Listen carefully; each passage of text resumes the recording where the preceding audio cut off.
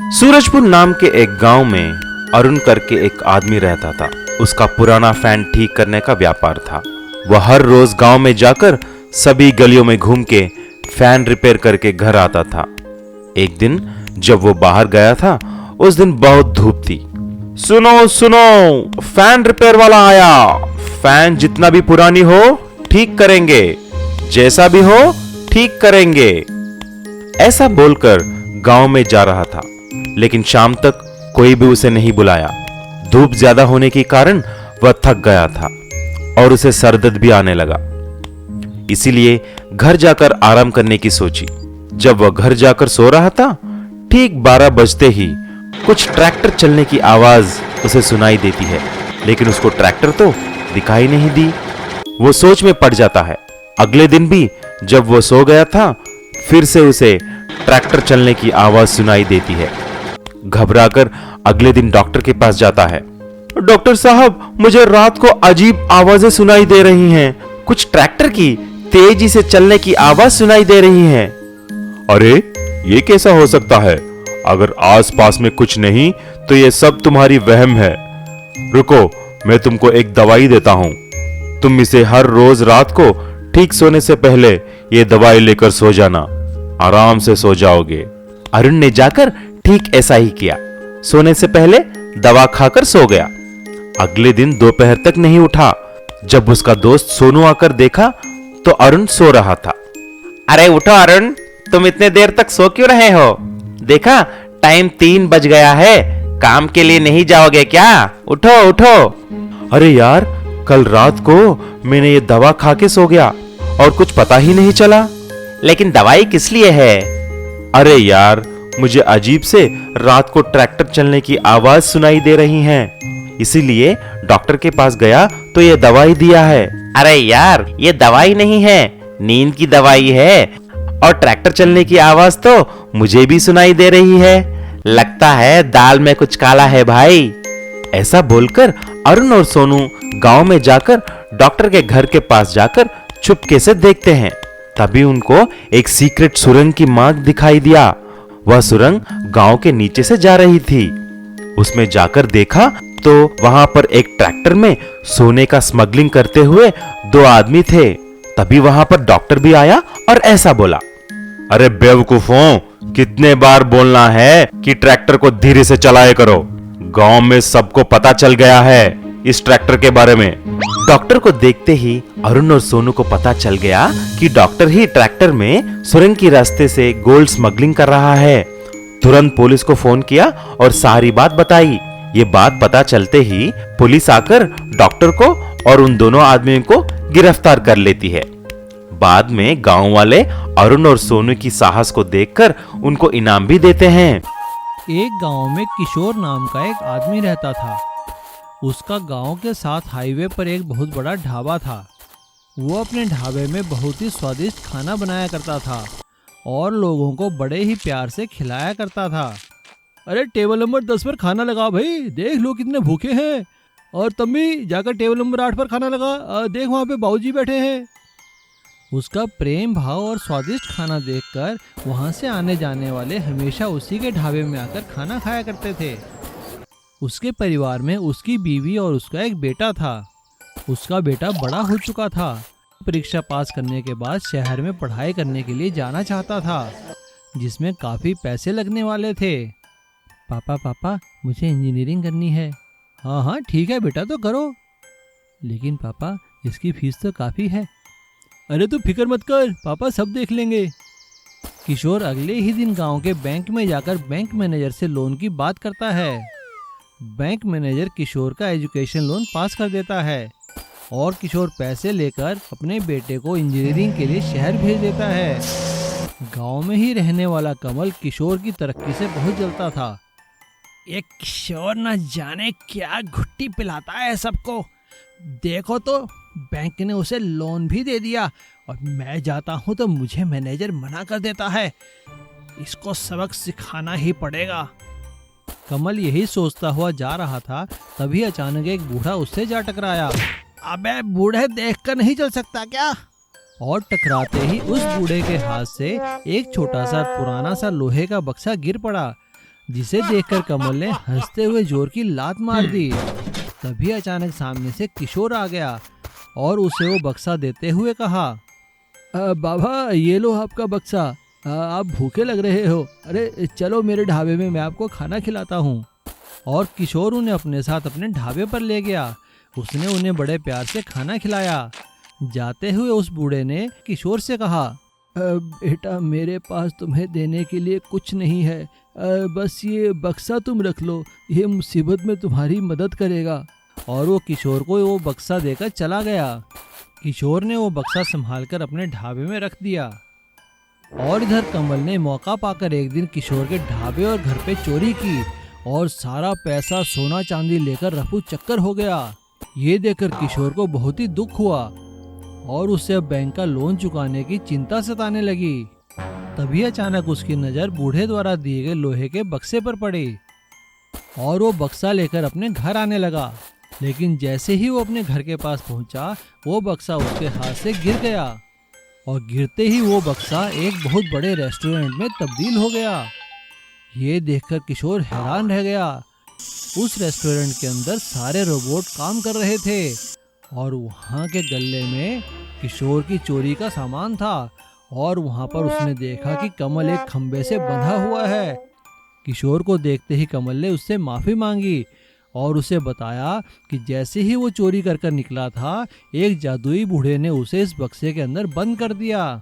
अब किशोर सारी बात समझ चुका था। उसने कमल को पुलिस के हवाले कर दिया। अब किशोर के एक नहीं दो ढाबे थे, एक इंसानों द्वारा काम करने वाला ढाबा और एक रोबोट द्वारा काम करने वाला ढाबा। उसके दोनों ढाबे बहुत चलने लगे और वह दिन दुगनी रात चौगनी उन्नति करने लगा। एक समय की बात है, भावनगर नामक गांव में समक नाम का एक आदमी रहता था। वो रेलवे में नौकरी किया करता था। वो टिकट चेकर का काम करता था।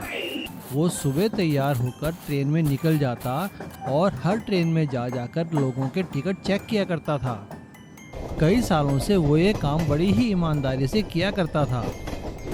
जिस भी ट्रेन में वो टिकट चेक करने जाता, उस ट्रेन में उसके नाम का खौफ था, क्योंकि वो बिना टिकट यात्रियों को कैसे भी करके ढूंढ निकाला करता था और उन पर रेलवे के कानूनों के हिसाब से फाइन लगाया करता था। लेकिन समक दिल का बहुत ही अच्छा इंसान था। वो गरीब और मजबूरों के लिए अपने पैसों से टिकट खरीद कर दिया करता था।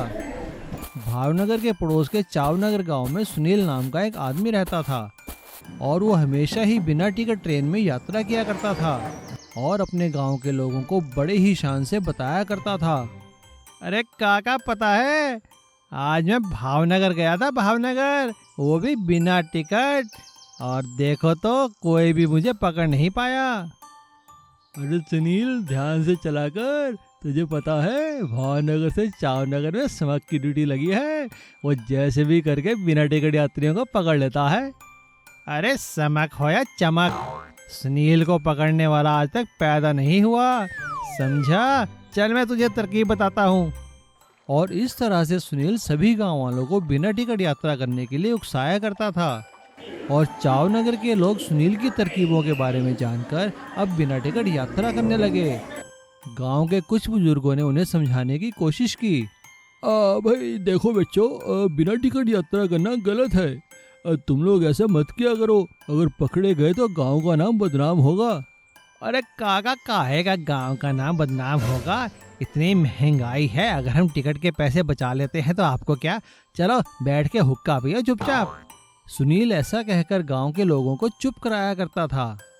धीरे धीरे ये बात सभी लोगों में फैलने लगी और इस बात का पता जब समक को चला तो उसने ठान लिया कि वो जैसे भी करके बिना टिकट यात्रा करने वाले चावनगर के यात्रियों को पकड़कर ही रहेगा।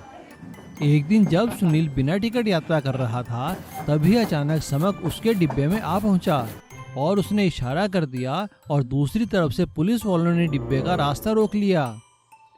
सुनील ने अपने आप को फंसता देखकर वहां से भागने की कोशिश की और भागने की कोशिश में उसका पैर फिसला और रुकी हुई ट्रेन से वो बाहर जा गिरा। उसके सिर पर काफी चोट आई। समक उसे उठाकर हॉस्पिटल में लेकर गया और उसने वहां उसका इलाज खूब अच्छे से करवाया। लेकिन साथ ही उसने सुनील पर बहुत बड़ा फाइन भी लगाया। समक ने सुनील को समझाते हुए कहा, देखो बेटा, बिना टिकट यात्रा करना बहुत बड़ा अपराध है। आज भागने की कोशिश में तुम्हारी जान भी जा सकती थी। सुनील को सबक मिल चुका था और उसने अपनी जान बचाने के लिए भगवान का धन्यवाद किया और समक का भी, और फिर कभी बिना टिकट यात्रा ना करने की कसम खा ली। नीलू और सरिता शहर में रहते थे। वो दोनों एक फूड कंपनी में काम करते थे। वहीं दोनों आपस में मिले और दोनों ने शादी कर ली। शादी करने के बाद भी वो दोनों उसी कंपनी में काम किया करते थे।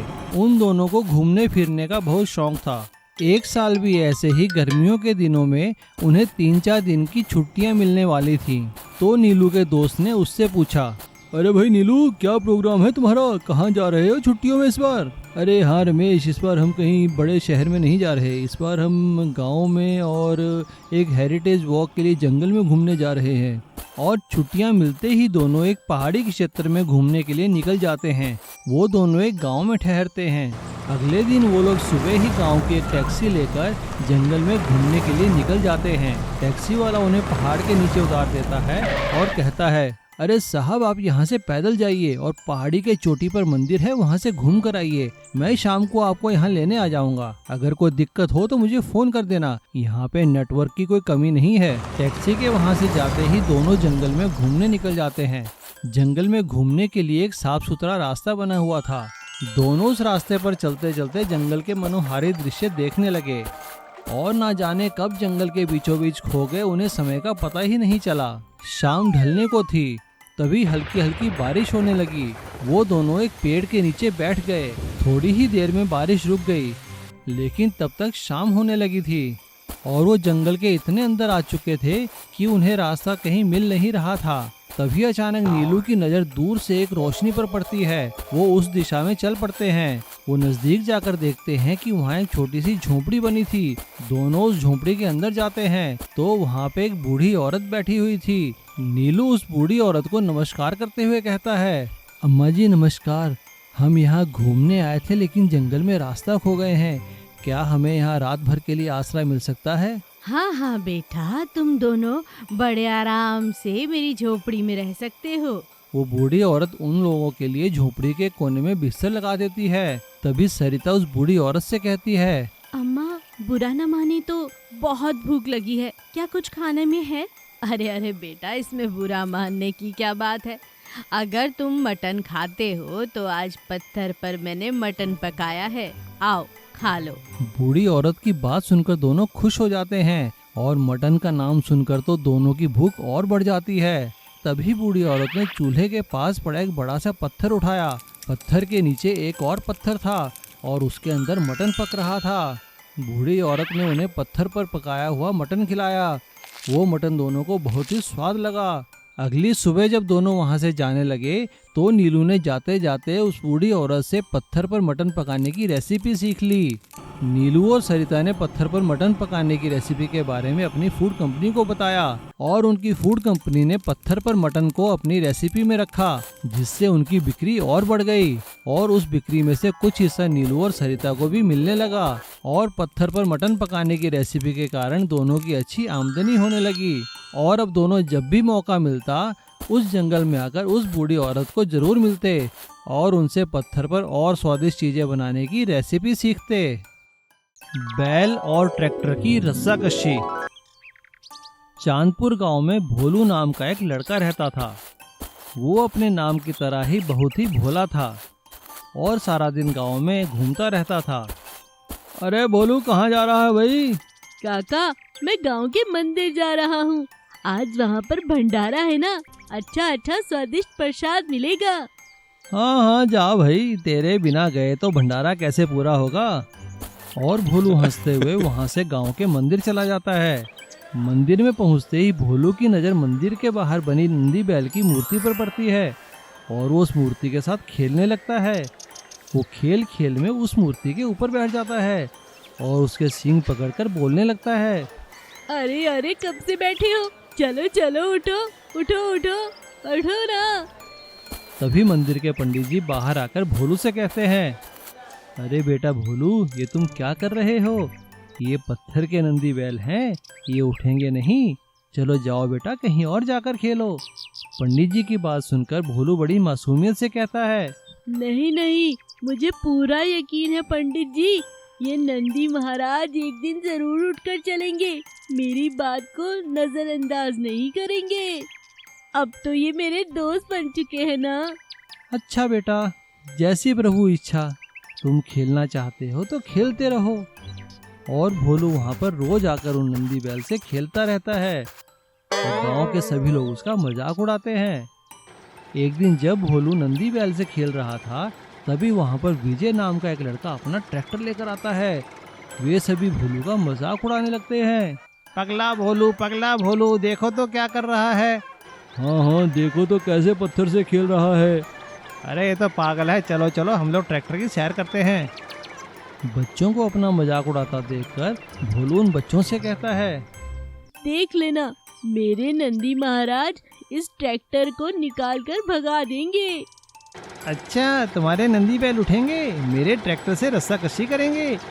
ठीक है भोलू, तो 2 दिन बाद अपने नंदी बैल को लेकर गांव के बाहर मैदान में आ जाना, वहीं पर फैसला हो जाएगा कौन जीतता है, मेरा ट्रैक्टर है तुम्हारे नंदी बैल।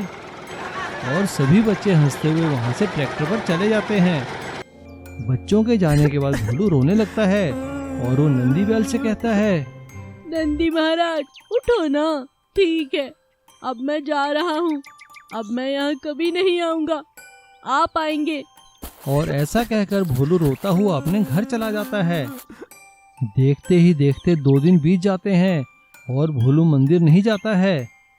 लेकिन 2 दिन बाद वो गांव के मैदान में जाता है। वहाँ वो देखता है कि विजय ट्रैक्टर लेकर उसका इंतजार कर रहा था। भोलू को अकेला देखकर सभी बच्चे हंसने लगते हैं। लेकिन तभी वहाँ पर अचानक से एक बहुत तगड़ा बैल आ जाता है। लेकिन वो बैल चुपचाप भोलू के पास आकर खड़ा हो जाता है और बड़े ही प्यार से गर्दन हिलाने लगता है।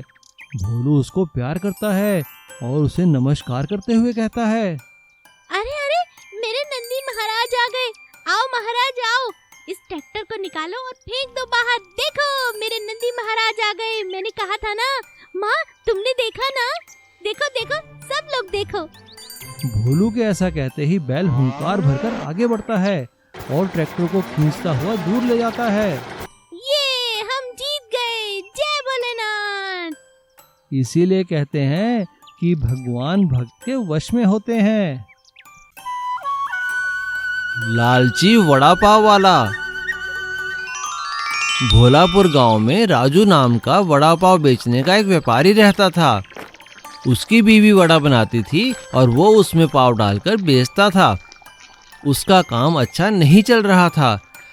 जो भी ग्राहक एक बार उसके पास आता, वो दोबारा नहीं आता था। यह देखकर एक दिन राजू ने अपनी बीवी से कहा, मुझे अब समझ में आया कि मेरा धंधा क्यों नहीं चल रहा है। तुम्हें वड़ा बनाना आता ही नहीं है। ये क्या कह रहे हो जी? मैं तो वड़ा ठीक से ही बनाती हूँ। अरे क्या ठीक से बनाती हो?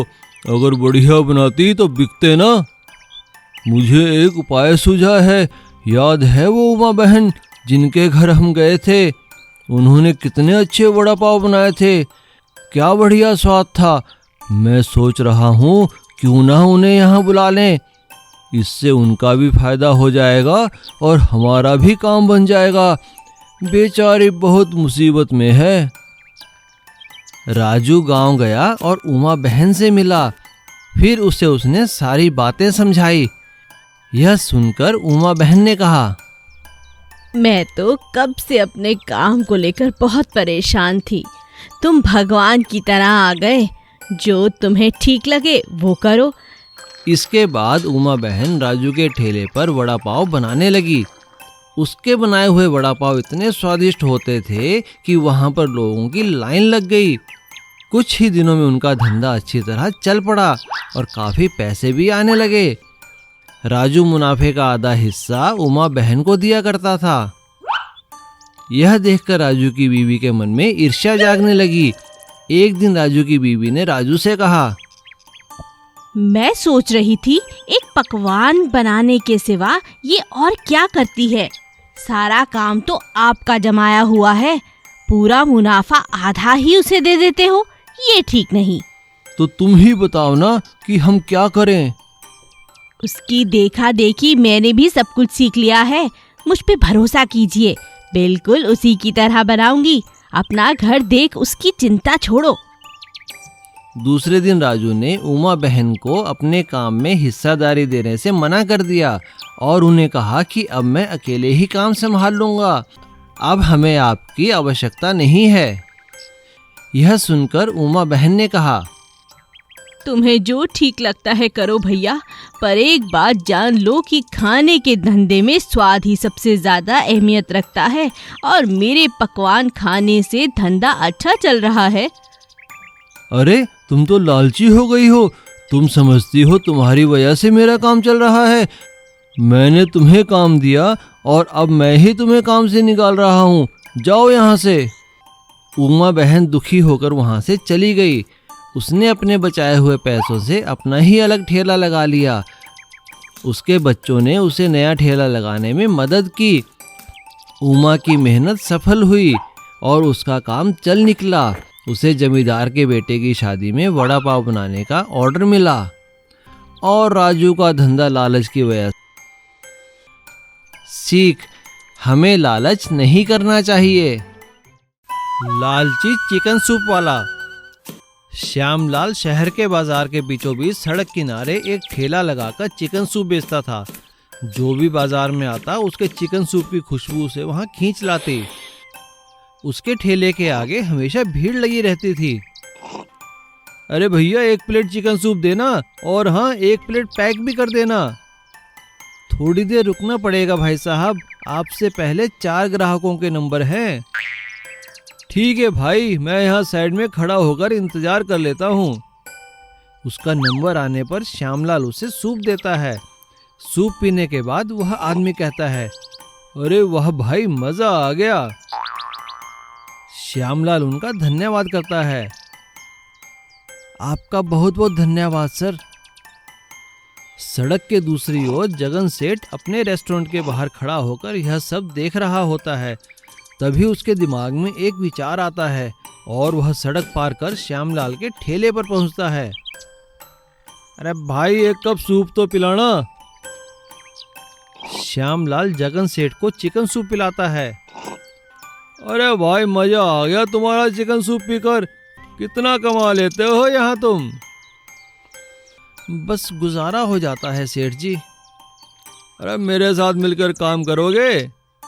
जितना तुम यहाँ कमाते हो उसे 3 गुना मैं तुम्हें दूंगा। ठीक है सेठ जी, मैं आपको कल बताऊंगा। श्यामलाल रात भर जगन सेठ के प्रस्ताव के बारे में सोचता रहता है और अगले दिन जैसे ही वह अपना ठेला लेकर बाजार पहुंचता है, तभी जगन सेठ उसके पास आता है। हाँ भाई, क्या सोचा तुमने? ठीक है सेठ जी, मैं आपके साथ काम करने के लिए तैयार हूँ।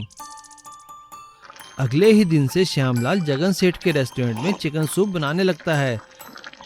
धीरे धीरे श्यामलाल के सारे ग्राहक जगन सेठ की दुकान पर आकर उसका सूप पीने लगते हैं।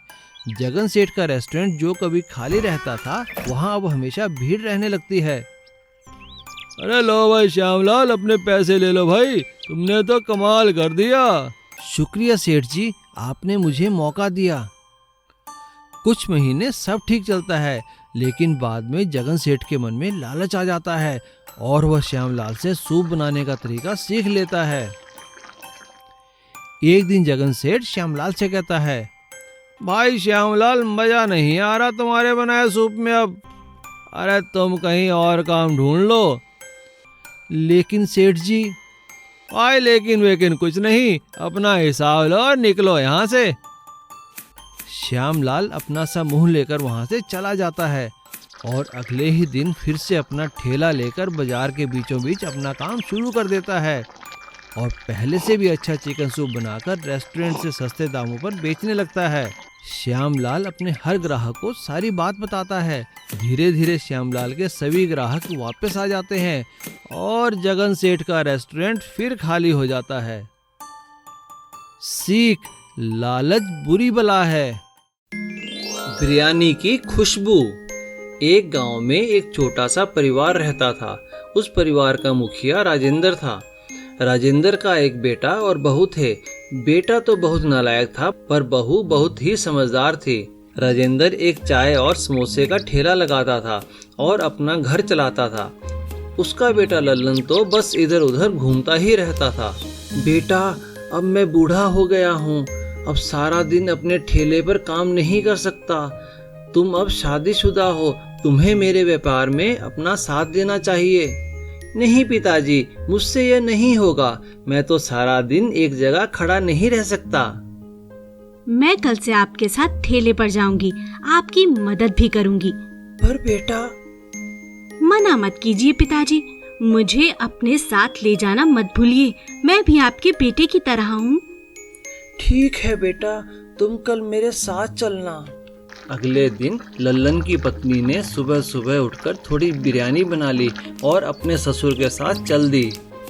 ये मेरी बहू है, आज से ये मेरी मदद करेगी, आपको गरम गरम समोसे खिलाएगी। ये बहुत गुणी है। राजेंद्र, आज मुझे बहुत भूख लगी है, क्या और कुछ भी है खाने को? वैसे कहीं से बिरयानी की खुशबू आ रही है। मैं थोड़ी बिरयानी लाई हूँ, क्या आप वो खाना पसंद करेंगे? हाँ हाँ, खिलाओ। अरे वाह, बहुत स्वादिष्ट बनी है। रोज लाया करो, इसे खाने के लिए तो लाइन लग जाएगी। बेटी, ये काम अच्छा है, क्या कहती हो? हाँ पिताजी, इससे हमारी कमाई दुगनी हो जाएगी। कल से मैं ज्यादा बिरयानी बना कर लाऊंगी। कुछ ही दिनों में उनका बिरयानी का कारोबार इतना बढ़ गया कि उन्होंने एक दुकान ले ली और उसे होटल बना लिया। पिताजी, आप दोनों ने इतनी मेहनत करके होटल बना लिया है।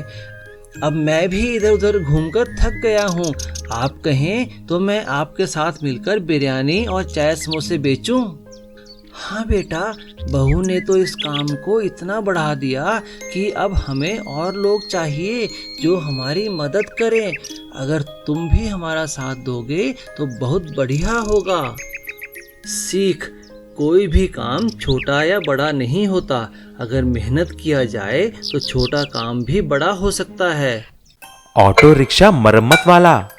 चांदपुर नाम के एक गांव में सूरज करके एक आदमी रहता था। सूरज एक ऑटो किराए पे लेके रोज चलाता था। ऐसे ही आए हुए पैसों में से किराए देकर बचे हुए पैसों से ही अपना घर चलाता था। लेकिन सूरज के पास कुछ खास पैसे नहीं बचते थे। इसीलिए एक दिन उसकी बीवी ने ऐसी बोली, देखिए जी, अब तक जो हो गया सो हो गया। आप ऐसा ही किराए के ऑटो चलाएंगे तो कुछ नहीं बचेगा। आपको एक नई ऑटो खरीदना है। अरे देवी, नया ऑटो चाहिए तो बहुत पैसे लगेंगे।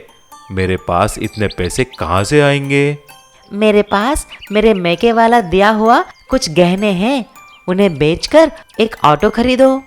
उन्हें बेचने पर भी सिर्फ एक सेकंड हैंड ऑटो का इंतजाम कर सकता हूँ। ठीक है, देखता हूँ। ऐसा बोला और गहने ले जाके उन्हें बेचकर एक ऑटो मैकेनिक विनोद के पास जाता है। अरे विनोद भाई, मुझे एक अच्छी सेकंड हैंड ऑटो चाहिए। मेरे पास 50,000 रुपए हैं।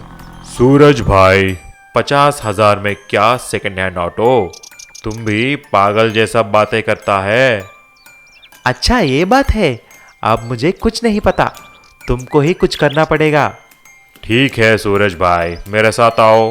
गांव के बाहर एक कारखाना है, उसके बाहर बहुत सालों से एक ऑटो पड़ा हुआ है। हम उसको लेके जाते हैं और उसको मरम्मत करते हैं। मुझे मालूम है उसकी इंजन बिल्कुल ठीक है। ऐसा तुम्हारे बजट में ही एक नया ऑटो हो जाएगा। आपकी मर्जी है भाई। ऐसा सूरज और विनोद जाकर उस ऑटो को ले जाकर मरम्मत करने लगते हैं। कुछ ही दिन में विनोद ऑटो को पूरी तरह नया जैसा बना देता है। उसी दिन 2 गुंडे आकर विनोद और सूरज को मारते हुए उसी कारखाने के अंदर लेके जाते हैं और उन दोनों को बहुत मारते हैं। कुछ ही देर में एक आदमी आता है। वह उस गांव का बहुत बड़ा शाहूकार है। मेरा नाम रतनलाल है और वह ऑटो कहाँ पर है? तभी सूरज ऐसा पूछता है। अरे सेठ जी, वह ऑटो तो यहीं पर पड़ा था। विनोद ही उसे ले जाकर मरम्मत किया। उसके अलावा मुझे कुछ नहीं मालूम। क्या रे विनोद, साफ साफ बता दो कि उसके ऑटो का सीट कहाँ पर है। अरे सेठ जी, उसका सीट को तो आपका मैनेजर लेके गया है, क्योंकि वह तो कुछ काम का नहीं है ना। अच्छा ऐसा है, क्योंकि उस सीट में मेरा सारा सोना छिपा कर रखा है। ये बात सिर्फ मुझे और मेरे मैनेजर को पता है। आप सच बोलते हैं तो बच जाएंगे। सेठ जी मैनेजर को बुलवाकर बहुत मारता है। तभी मैनेजर अपना गलती कबूल कर लेता है। अरे सर जी, मुझे माफ कर दो।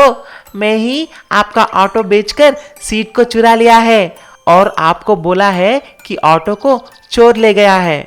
माफ करो मुझे। सच जानने के बाद सेठ जी विनोद और सूरज को छोड़ देता है। तब से सूरज ईमानदारी के साथ अपना मरम्मत किया हुआ पुराना ऑटो को चलाकर खुशी से रहने लगा। जादुई घर और खेती।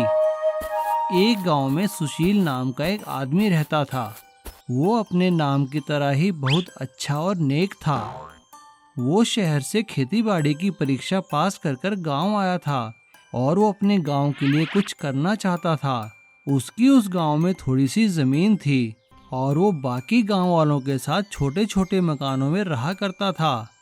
उसने गांव आने के बाद लोगों को खेती की काफ़ी उन्नत तकनीकें सिखाई।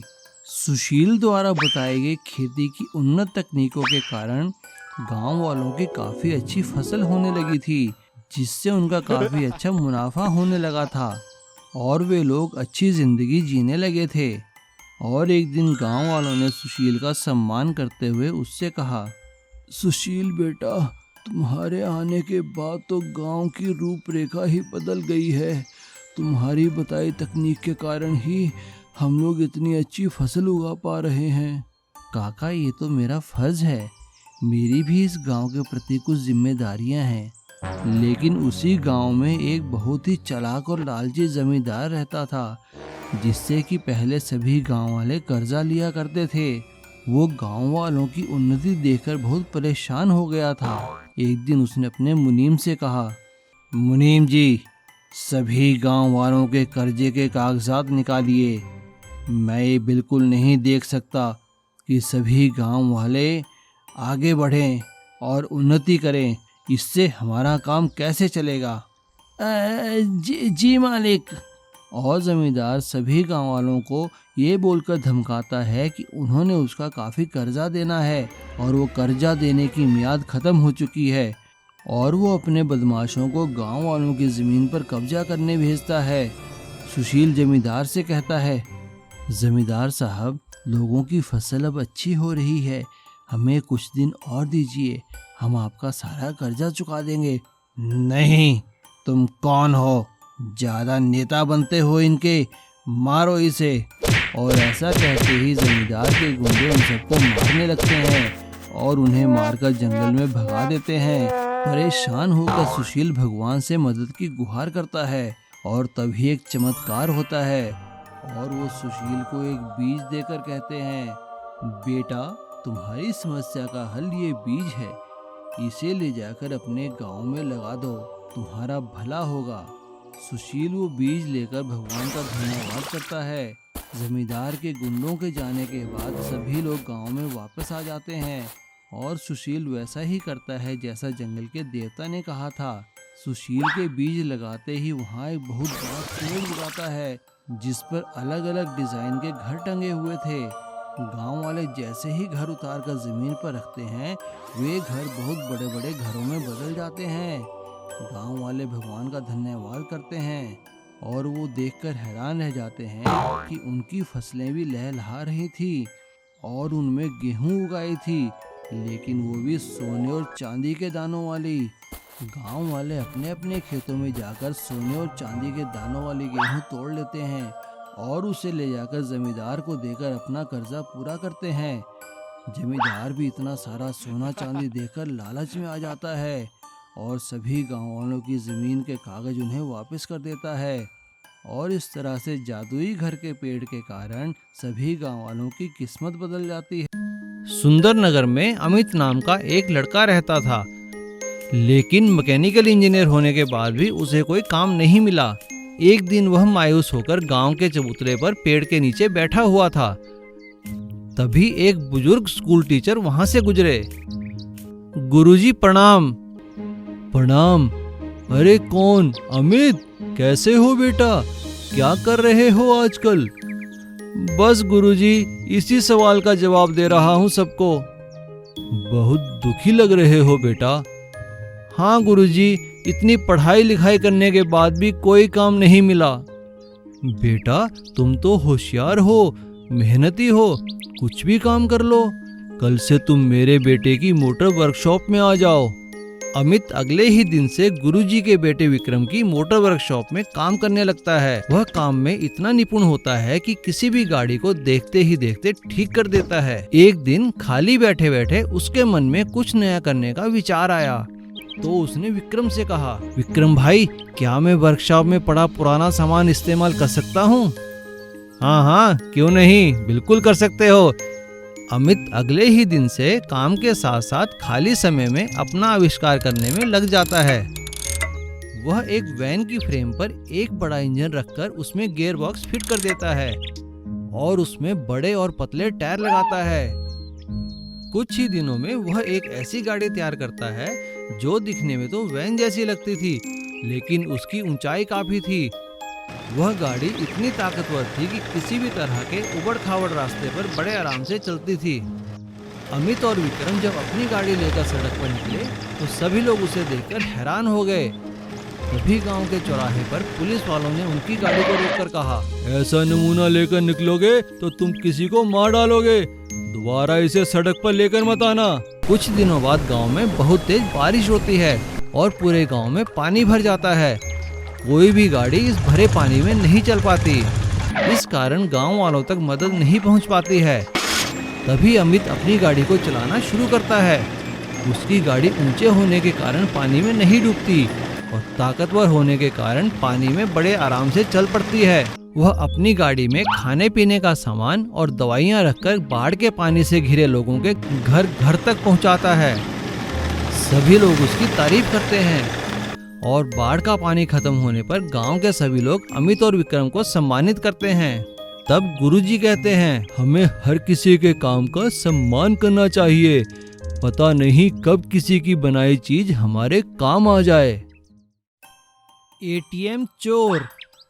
चंदू बचपन से ही बस स्टैंड पर भीख मांगता था। थोड़े थोड़े करके उसे अपने खाने के लिए पैसे तो मिल जाते थे, पर अब वह बड़ा हो गया था। वह एक दिन सोचने लगा कि अधिक पैसों को इकट्ठा करने के लिए क्या करे। मेरे पास इतना धन नहीं है, लेकिन मुझे अच्छी अच्छी चीज़ें खाना और कपड़े पहनने का शौक है। मैं तो सदा लोगों से मांग मांग कर पैसे इकट्ठा ही करता रहता हूँ, पर कभी अपने शौक के लिए 1 रुपया भी नहीं खर्च कर सकता, क्योंकि अगर मैं सूट पहनकर घूमूंगा तो कोई मुझे भीख नहीं देगा। अब तो अपने शौक दबाने की आदत ही हो गई है। चलो गिनकर देखता हूँ आज कितने पैसे हो गए, फिर सोचूंगा क्या करना है। चंदू पैसे गिनना शुरू कर देता है। तभी उसकी नज़र सड़क के उस पार लगे एटीएम मशीन पर जाती है, जहाँ एक आदमी पैसे निकाल रहा था। वह उससे जाकर भीख मांगता है। दे दे बाबू, भूखे को रोटी के लिए 5-10 रुपए दे दे बाबू। अरे तुम्हें भीख मांगते शर्म नहीं आती? हट्टे कट्टे हो, कुछ काम क्यों नहीं करते? अरे बाबू, मुझे क्या समझा रहे हो? आपने भी तो अभी भीख मांगी है इस मशीन से। यह सुनकर वह आदमी हंसने लगता है और उसे समझाता है, अरे भैया, ये तो मेरे अपने जमा किए हुए पैसे हैं।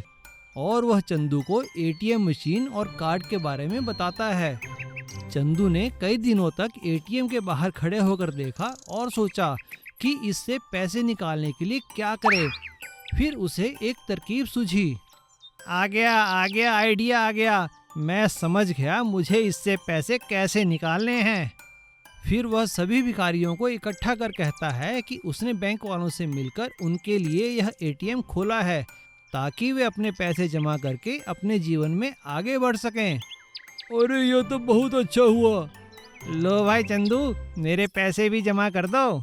हाँ हाँ, ये ठीक है। मैं अपने देश की सरकार से भी कहूँगा भिखारियों के लिए हर शहर में एटीएम खोले। कुछ दिनों तक सब अच्छा चला। भिखारी चंदू को पैसे देते, वो एटीएम में जमा करने का दिखावा करता और आवश्यकता पड़ने पर भिखारियों को चंदू पैसे वापस भी कर देता। एक दिन चंदू ने कहा, अरे बाप रे, एटीएम तो खराब हो गया। अरे भाई लोग, जरा मेरी सहायता करो इसे खोलने में। सभी भिखारी चंदू की मदद करने लगते हैं, लेकिन उन्हें क्या पता चंदू उनसे एटीएम में चोरी करवा रहा है। एटीएम मशीन खोलते ही बैंक और पुलिस स्टेशन में अलार्म बज उठता है और पुलिस वाले आकर सभी भिखारियों को पकड़ लेते हैं। अच्छा, तो भीख मांगते मांगते चोरी करने लगे। चलो सब जेल में, वहां जाकर भीख मांगना। और पुलिस सबको पकड़कर कैद कर देती है। शहर के पागल खाने से एक दिन एक पागल को दूसरे पागल खाने बदली करने के लिए भेजा गया। पागल का नाम था गोपी। गोपी पागल होने से पहले एक ड्राइवर था। रास्ते में एम्बुलेंस रोककर एम्बुलेंस का ड्राइवर चाय पीने उतरा। देखो, यहीं रहना, मैं अभी आया। जी साहब, पर हम मेला देखने जाएंगे ना, मुझे झूला झुलाओगे ना? हाँ हाँ, अभी मेले का टिकट लेकर आता हूँ। गोपी ने कुछ देर ड्राइवर का इंतजार किया और गाड़ी को लेकर वहां से चल पड़ा। अरे अरे, रोको कोई, रोको उसे, उसमें पागल ड्राइवर है, रोको रोको। गोपी को रास्ते में एक शादी होती नजर आई। अरे वाह, यहाँ तो मेला लगता है, मेला, चलो चलो अंदर चल के देखता हूँ। गोपी अंदर चला गया। उसने जी भर कर खाना खाया और एक बस की ड्राइविंग सीट पर आकर बैठ गया। बाराती उसी बस में आकर बैठ गए। गोपी ने बस चला दी और सबको उतारकर बस को एक जगह लाकर खड़ा कर दिया। अब वो जहां जी चाहे वहां चला जाता, कभी भी किसी भी गाड़ी को चुरा लेता और अपनी मर्जी से कहीं भी लाकर खड़ा कर देता। ऐसा कई दिन चलता रहा। अब पुलिस को एक पागल और एक गाड़ी चोर की तलाश थी, लेकिन पुलिस को यह नहीं पता था कि दोनों काम एक ही व्यक्ति के हैं। एक दिन रात में गोपी एक गाड़ी के पीछे डिक्की में जाकर सो गया। वो गाड़ी एक बहुत बड़े डॉन की थी, जिसे पकड़ने के लिए 2 लाख का इनाम था। रात में डॉन एक सोने की डील करने दूसरे डॉन को मिलने पहुंचा। डील होते ही सारा सोना गाड़ी में रख दिया गया और वह उस डॉन के पास अगली डील की बात करने चला गया। तभी उसे वहां अपना ड्राइवर दिखा। अरे तुम यहाँ क्या कर रहे हो? मेले की टिकट मिल गई, चलो चलो मेला देखने चलते हैं। एम्बुलेंस ड्राइवर के इशारे पर इंस्पेक्टर समझ गया कि यही गोपी है। अरे यह तो डॉन की कार है, इसका मतलब चोर कोई और नहीं, गोपी ही है। यही है जो गाड़ियां कहीं भी चलाकर खड़ी कर देता है। अरे गोपी, तुम्हें ये गाड़ी कहाँ से मिली? जहाँ से तुम लाए हो मेला वहीं लगा है, क्या तुम हमें वहाँ ले चलोगे? हाँ हाँ, चलो चलो, हम मेला देखने चलेंगे, पर गाड़ी मैं ही चलाऊंगा। हाँ हाँ, तुम ही चला लेना। गोपी कार चलाता है और ड्राइवर और इंस्पेक्टर को अपने साथ उसी जगह ले जाता है जहाँ पर दोनों डॉन थे। पुलिस उन्हें गिरफ्तार कर लेती है। गोपी को 2 लाख रुपए का इनाम मिल जाता है, जिससे उसका इलाज एक अच्छे हॉस्पिटल में किया जाता है। कुछ ही दिनों में वह बिल्कुल ठीक हो जाता है। फिर उसे एक ऑटो इनाम के रूप में दिया जाता है और उसकी जिंदगी बेहतर हो जाती है। एक समय की बात है, एक गांव में नंदू नाम का एक आदमी रहता था। वो बहुत ही आलसी था। उसका इस दुनिया में कोई नहीं था। उसके माता पिता मरते समय उसके नाम काफ़ी ज़मीन छोड़कर चले गए थे, लेकिन उसने कभी अपनी ज़मीन पर खेती नहीं की थी। वो तो बस अपने 1-2 नौकरों के साथ अय्याशी करता रहता था और जब पैसों की ज़रूरत होती थी तो थोड़ी सी ज़मीन बेच दिया करता था। उसकी इस आदत से उसका एक वफादार नौकर रामू बहुत परेशान था। एक दिन उसने नंदू से कहा, अरे नंदू बाबा, आप थोड़ा काम काज भी कर लिया कीजिए। अरे आप ना करो तो हमें ज़मीन पर काम करने दिया करो, ऐसे कब तक ज़मीन बेचकर गुजारा होगा। अरे काका मजे करो तुम, मेरे जीते जी तुम्हें काम करने की कोई ज़रूरत नहीं है। चलो जाओ, मेरे लिए खाने को कुछ अच्छा सा लेकर आओ। जैसी आपकी मर्जी बेटा। नंदू की एक खासियत थी, वो दिल का बहुत ही अच्छा था। एक दिन जब वो अपने घर के अंदर आराम कर रहा था, तभी उसे बाहर कुछ आवाज सुनाई दी।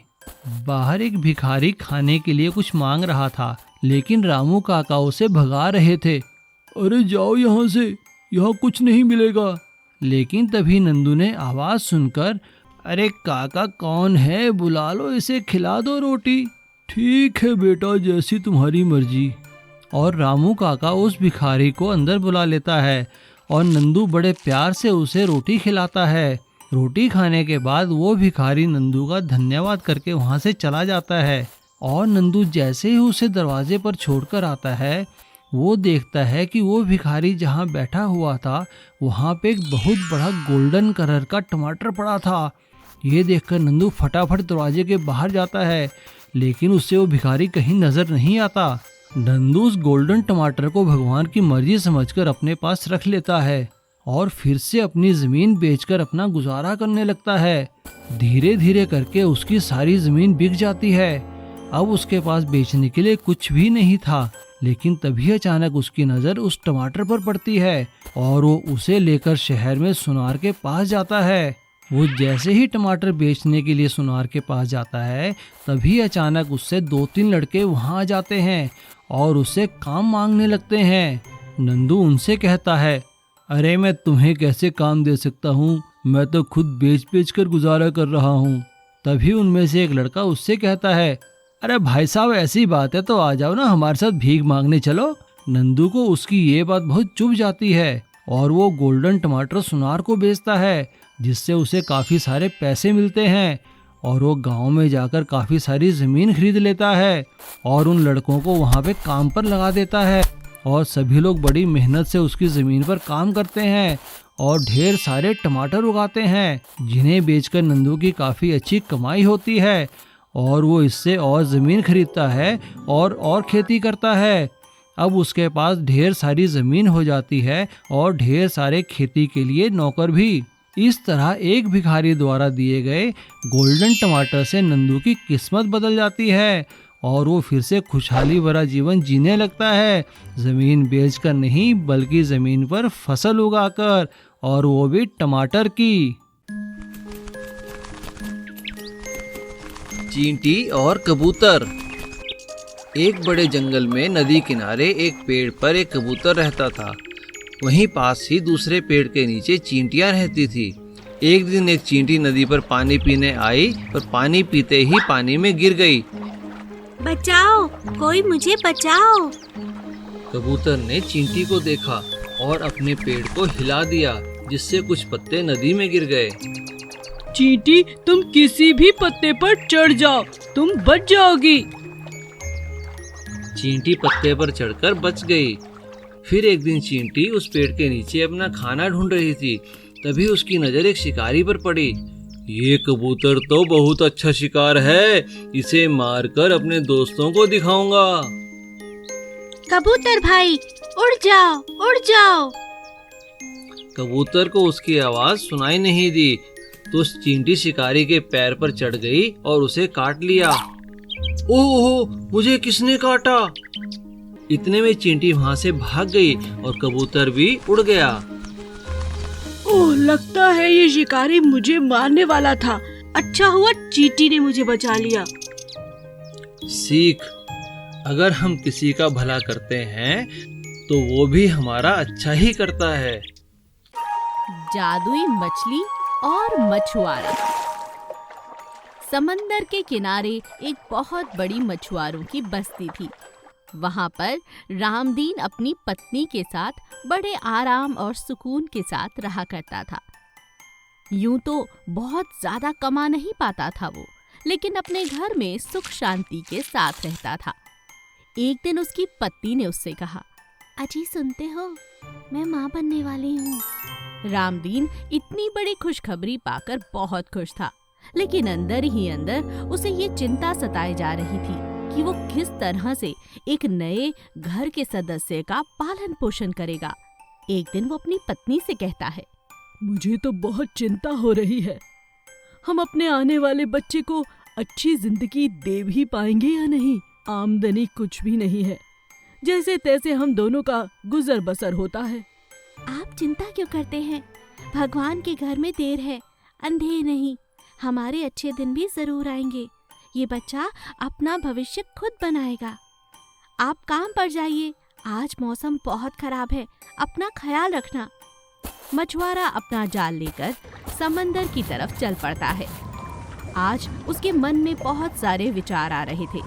इसी बीच उसने देखा कि लगातार मौसम बिगड़ने के कारण अचानक तेज तेज पानी ऊपर उछलने लगा है। लगता है समंदर बहुत गुस्से में है।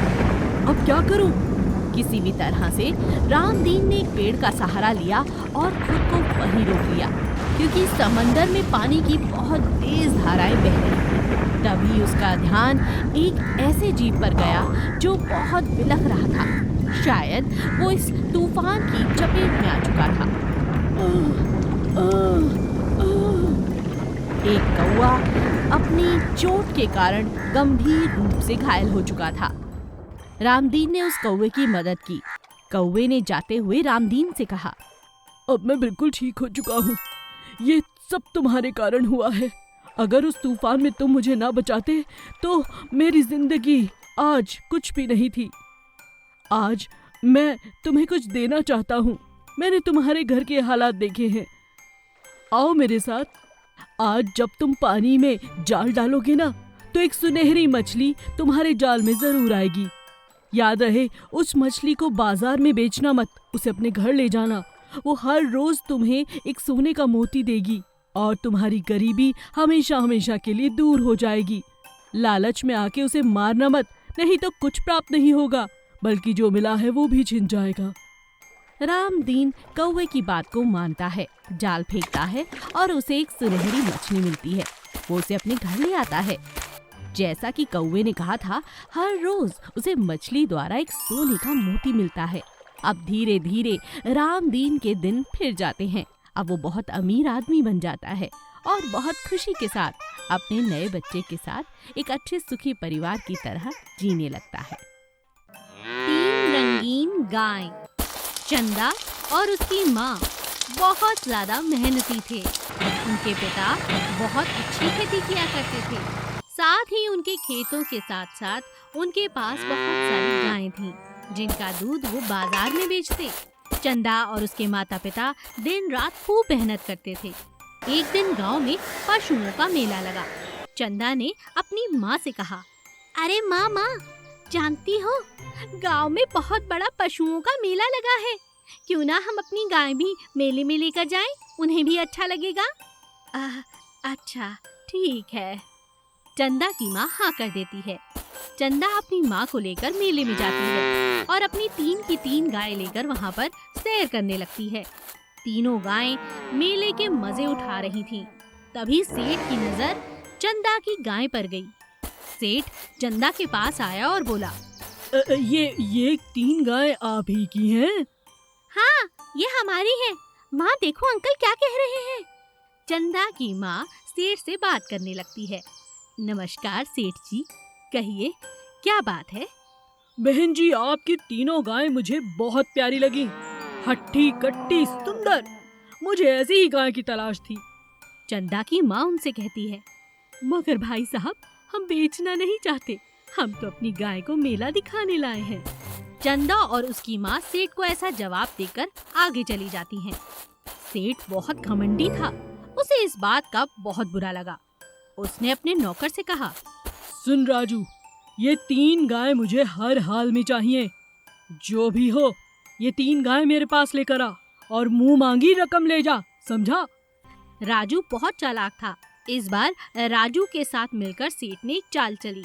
सेठ एक बार फिर चंदा और उसकी माँ से बातें करने लगता है और इसी बीच फायदा उठाकर राजू तीनों गायें पीछे से लेकर दूसरी तरफ निकल जाता है। बातों में पड़ जाने के कारण चंदा और उसकी माँ का ख्याल इधर उधर चला गया था। जैसे ही गायें गायब होती हैं, सेठ भी वहाँ से चला जाता है। थोड़ी देर में चंदा की नजर गाय के खूंटे पे पड़ती है। अरे माँ देखो, हमारी गाय नहीं है। तीनों गाय कहाँ चली गई? हाय राम, कहाँ गई? चंदा और उसकी माँ जोर जोर से अपनी गाय को आवाज देने लगते हैं, लेकिन उन्हें अपनी गाय कहीं नहीं दिखाई देती। इतनी देर में उनकी नजर 3 अलग अलग रंग की गाय पे पड़ती है। माँ वो देखो रंगीन गाय। चंदा की माँ चंदा से कहती है, बेटा जरूर कुछ गड़बड़ है, इसकी आंखें देख, हमारी गैया है ये तीनों गाय हमारी हैं, किसी ने इन पर रंग लगा है, कुछ कर बिटिया। थोड़ी देर में भगवान उनकी सुन लेता है। तेज बारिश होती है और पूरी गाय के रंग पानी में बह जाते हैं। सेठ की ये चालाकी सबके सामने आ जाती है। सभी लोग सेठ और राजू की खूब पिटाई करते हैं और उधर चंदा अपनी माँ के साथ फटाफट अपनी गाय को लेती है और अपने घर वापस लौट आती है। एक समय की बात है। भावनगर नामक गांव में समक नाम का एक आदमी रहता था। वो रेलवे में नौकरी किया करता था। वो टिकट चेकर का काम करता था। वो सुबह तैयार होकर ट्रेन में निकल जाता और हर ट्रेन में जा जाकर लोगों के टिकट चेक किया करता था।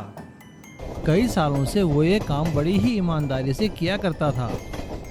जिस भी ट्रेन में वो टिकट चेक करने जाता, उस ट्रेन में उसके नाम का खौफ था, क्योंकि वो बिना टिकट यात्रियों को कैसे भी करके ढूंढ निकाला करता था और उन पर रेलवे के कानूनों के हिसाब से फाइन लगाया करता था। लेकिन समक दिल का बहुत ही अच्छा इंसान था। वो गरीब और मजबूरों के लिए अपने पैसों से टिकट खरीद कर दिया करता था। भावनगर के पड़ोस के चावनगर गांव में सुनील नाम का एक आदमी रहता था और वो हमेशा ही बिना टिकट ट्रेन में यात्रा किया करता था और अपने गांव के लोगों को बड़े ही शान से बताया करता था। अरे काका पता है, आज मैं भावनगर गया था, भावनगर, वो भी बिना टिकट, और देखो तो कोई भी मुझे पकड़ नहीं पाया।